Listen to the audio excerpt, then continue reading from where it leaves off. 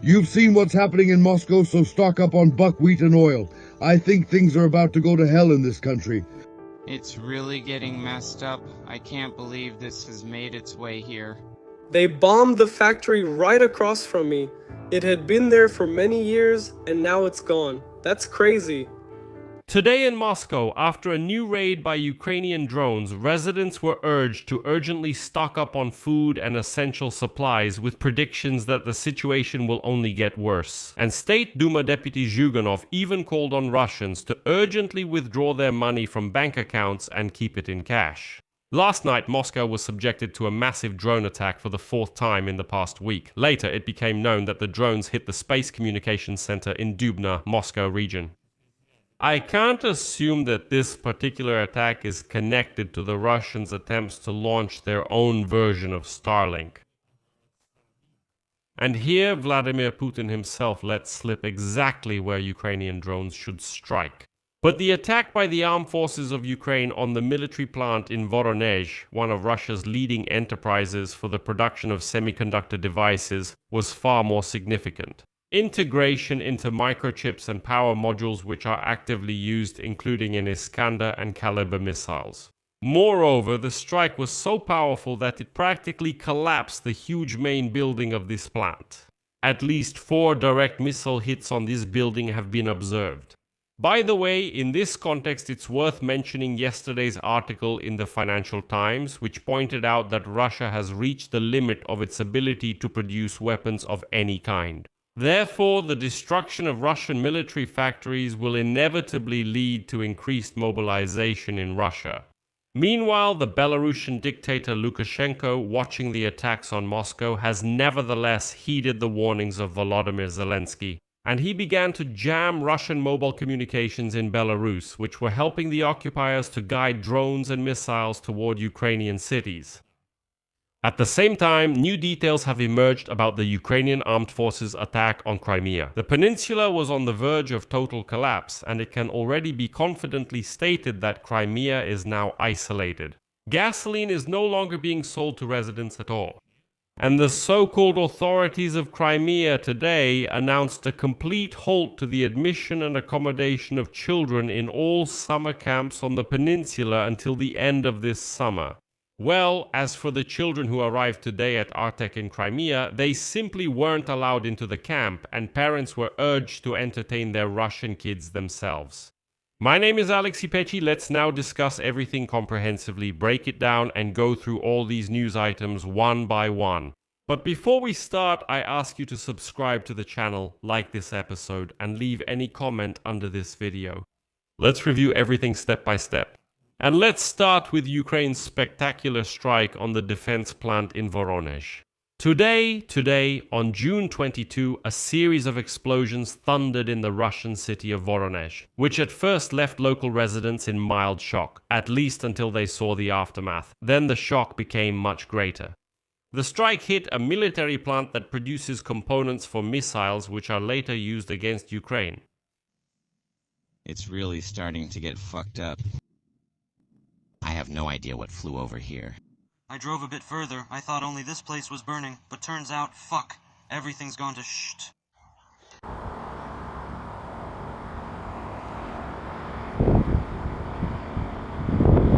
I got bombed. There was a factory across from me. It stood there for many years. Now it's gone. Here's the thing. Damn. You know how many times they fired over there? There were so many explosions. Seriously, the whole factory is just gone now. Basically, There's nothing left here at all. Вообще just basically there are just wreckage and it all fell out of the factory. Everything is lying on the road. Smoke has filled the entire sky. the Ukrainian armed forces noted that high-precision air-launched cruise missiles were used to carry out the strike. It is known that this Russian enterprise in Voronezh produces components for missile weapons and air defense systems as part of a cooperative effort.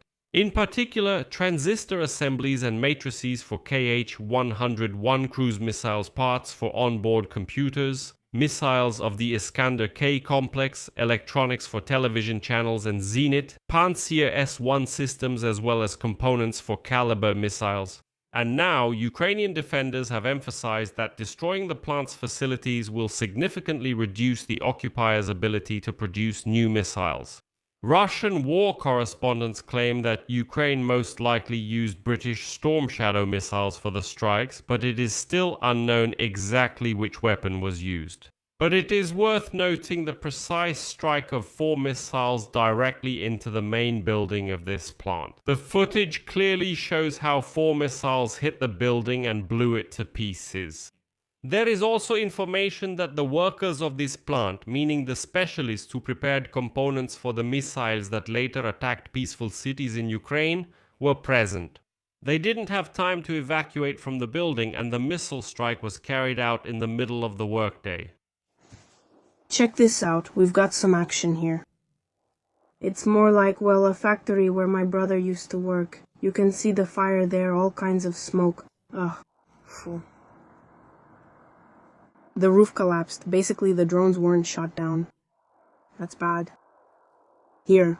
This is the factory where my brother used to work. Before. Over there, basically, right over there. You can see the fire over there, basically, and you can see it here, too.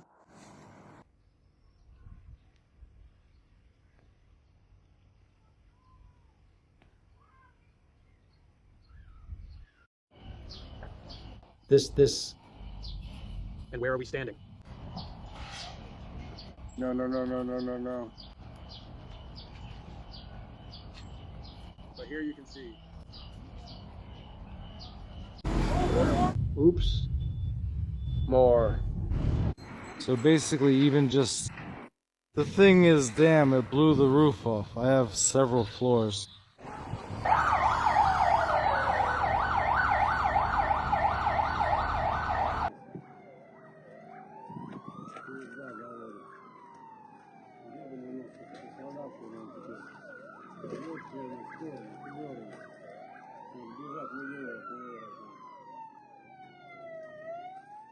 Well, yeah, the figure, you understand. This is clearly not a fire, apparently. And so, against the backdrop of such attacks on Russia's military-industrial complex, the Financial Times writes that the Kremlin will have to announce a mass mobilization to continue the war against Ukraine, because the Russian military-industrial complex is already operating at its limit and is no longer able to increase the production of weapons. According to sources, the Russian Federation's military production is stagnating except for unmanned systems and long-range strike weapons where the main resources are being directed. Essentially, Russia has hit a ceiling and is already producing the maximum amount of weapons it can. Let me point out right away that this absolutely does not mean that Russia has little weaponry or that its missiles will run out tomorrow. But it does mean that there is no potential for further growth. And every new strike on military factories in Russia only sets the Russian military-industrial complex further back. That's why experts see stepping up mobilization as the only way out for the Kremlin. The Russian army is on the back foot and is either desperately trying to find belated answers to the innovative solutions of the Ukrainian armed forces or not finding them at all. Despite this, Russian President Vladimir Putin still believes that Russia is capable of achieving its goals and that victory over Ukraine is only a matter of time. But since there is not enough weaponry, he is ready to fight with manpower instead. Now, drones of the Ukrainian armed forces are striking logistics, airfields, military convoys, and oil refineries, gradually reducing Putin's army's advantage in resources. And here is Russia's problem. The current tactics do not provide tools for major successes, and they are unable to find new tools. I would like to note that since December 2025, the rate of replenishing the Russian Federation's army has remained lower than the losses at the front. In addition, the budget deficit of the Russian Federation is also growing, which attracts contract soldiers with generous bonuses, and therefore soon Putin will have no choice but to intensify mobilization. And the video from Penza, where men are being forcibly mobilized, is just the first warning sign. And why are you taking them away? Why did you make them get off the bus and take them away? You're targeting them. Who will say? On what grounds did you take him away?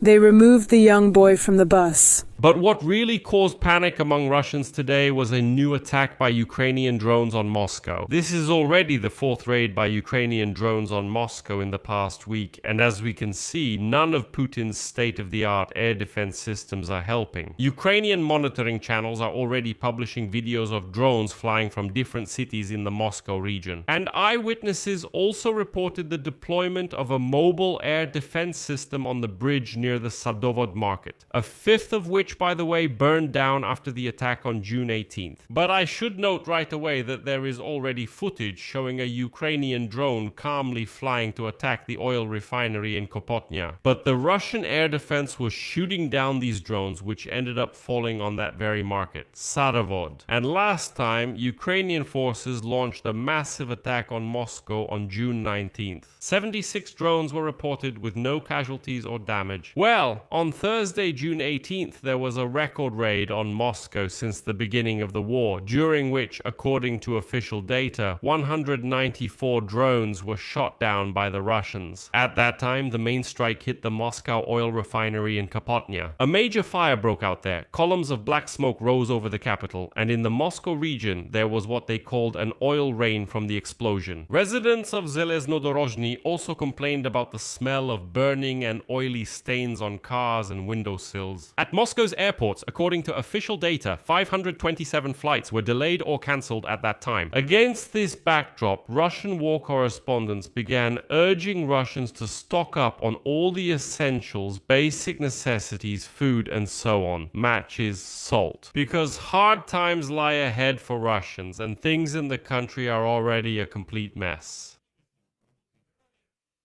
So, stock up on buckwheat oil. The country is going to be in real trouble soon, I think. Have you seen what's happening in Irkutsk? There's no diesel fuel, so that's a mess too.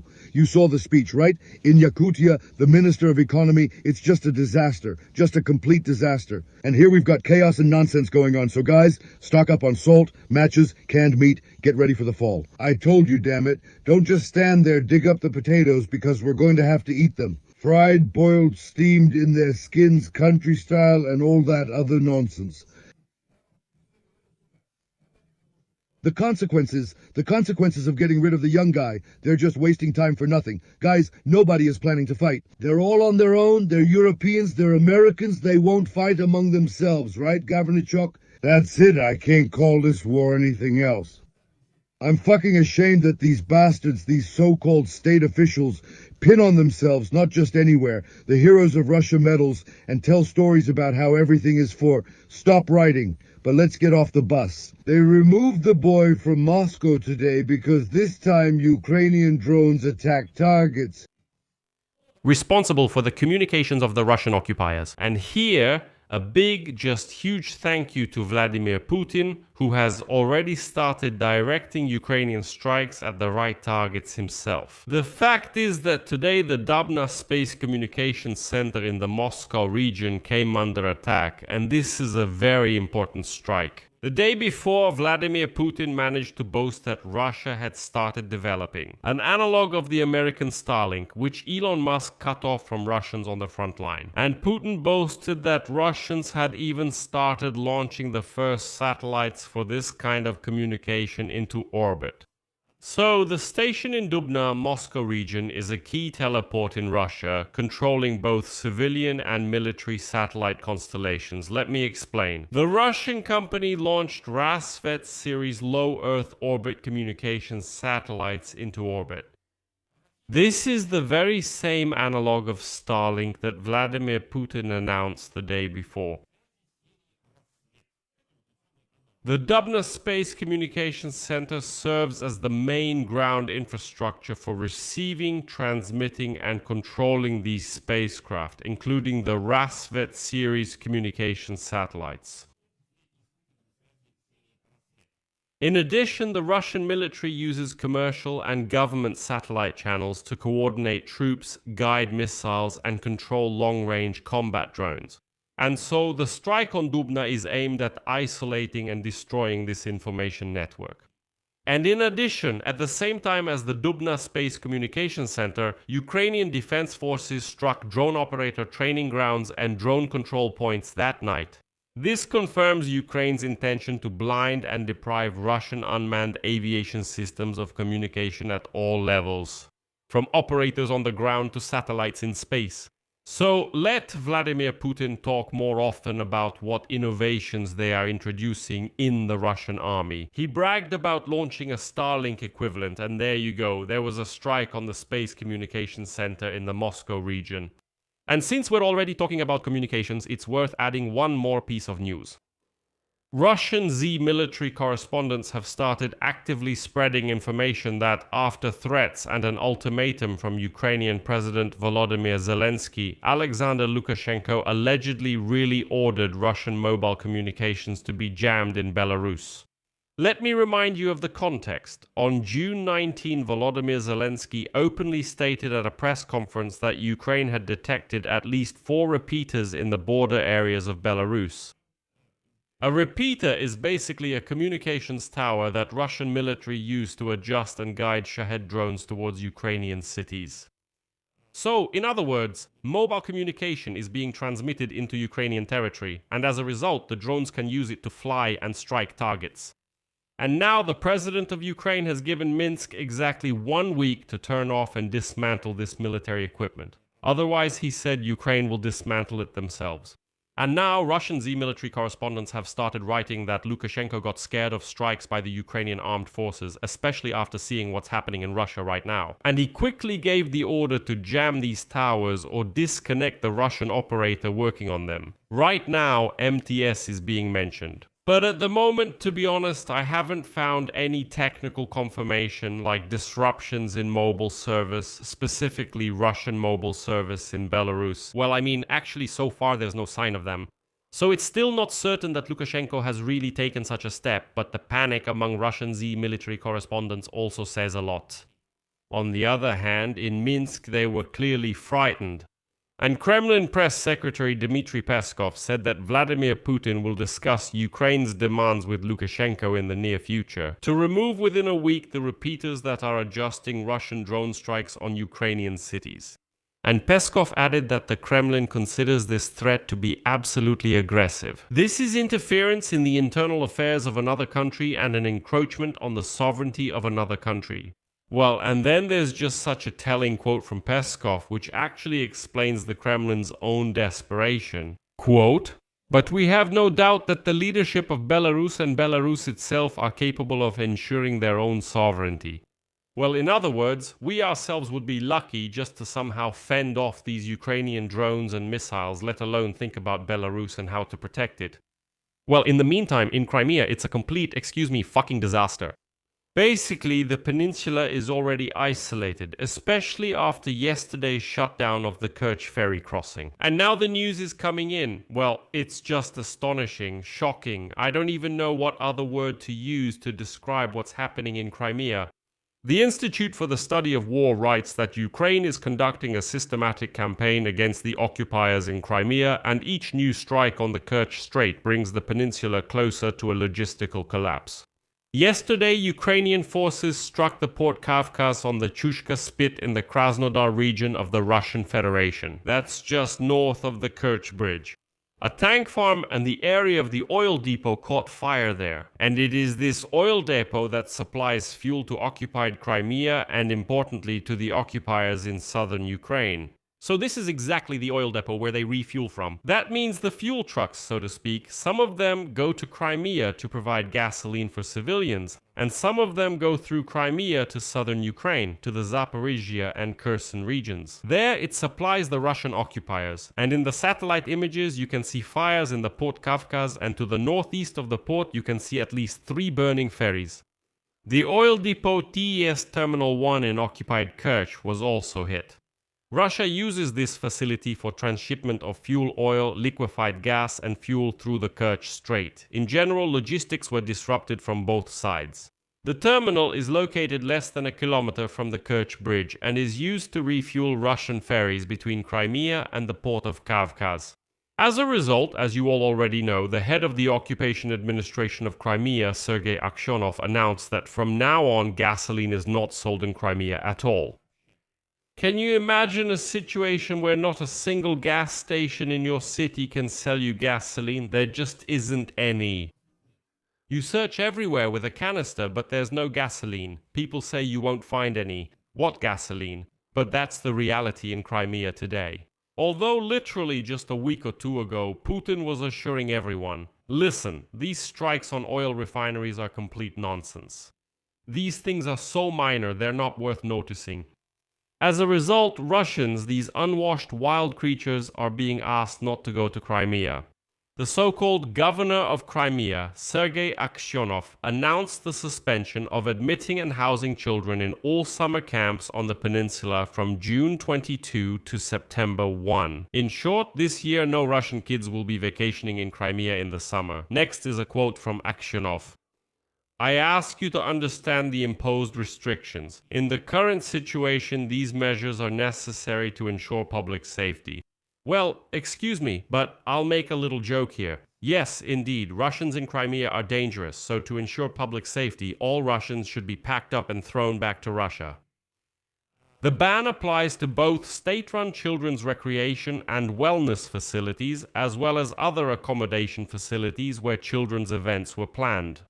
And today, in the so-called Ministry of Education of Russia, they announced that a planned transfer of children from the Arctic Children's Center in Crimea back home to Russia has been organized.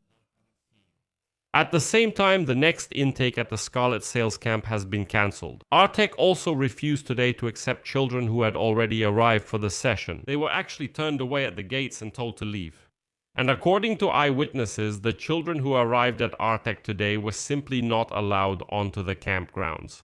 The buses with children were turned back to Kerch without any explanation. One of the mothers of a Russian child who came to the occupied Crimea said, quote, today was supposed to be the start of the camp session. Without any explanation, Artek refused to accept our children. The children are forced to spend the night in Kerch in some college. That's right, why did we come to occupied Crimea? I have a simple question for this mother.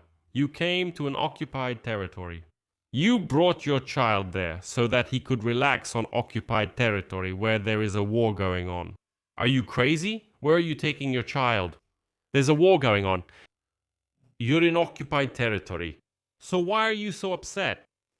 There have also been reports on social media about the complete cancellation of stays to other children's camps on the peninsula. A Russian mother of one of the children who was supposed to go to the ArtQuest camp told Russian propagandists that she received a call from representatives. The education authorities told her that this year her child would not be able to rest in Russian-occupied Crimea and should go back home to Russia.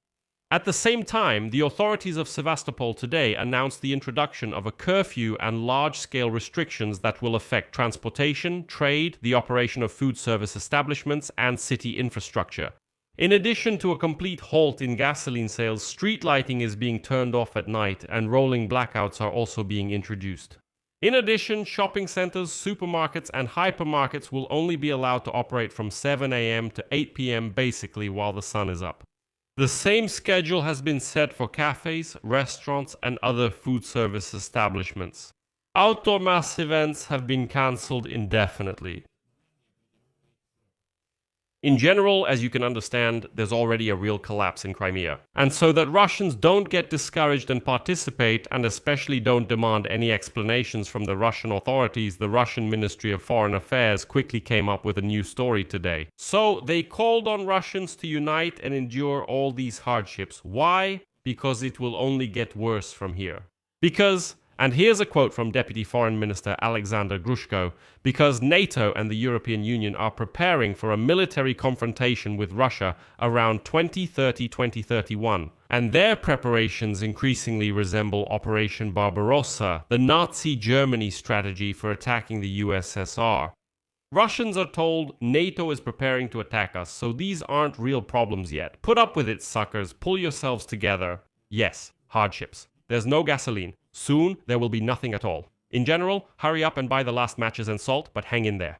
Why? Because a great enemy, NATO, is attacking us. It's almost like Nazi Germany. In World War II, our grandfathers fought, and now you will fight too. Well, so you understand the whole logic of what's happening in Russia. I'll leave it at that. Share your opinions and conclusions in the comments below this episode. Subscribe to the channel, click the bell, and don't forget to like. And if you want to support the work of this YouTube channel, I would be grateful. You can do this with any donation using the links and details in the description of this video, or possibly by the QR code on your screens. That's all for now. Take care of yourselves. Goodbye, everyone.